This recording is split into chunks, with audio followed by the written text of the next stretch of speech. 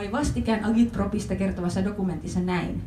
Ne asiat, mistä me lauletaan, ei ole hävinneet. 40 vuotta sä saat laulaa ja tilanne on ihan yhtä huono, ellei huonompi joissakin asioissa.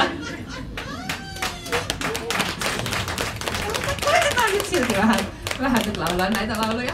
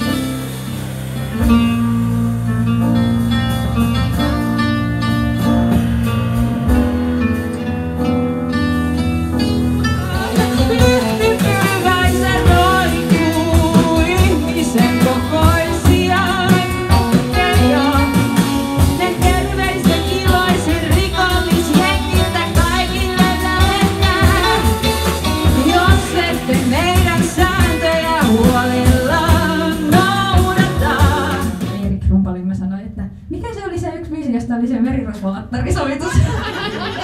Se kyllä kuvaa ilmeisesti ihan hienosti. Ja vähän tällaiset merirosvohousutkin.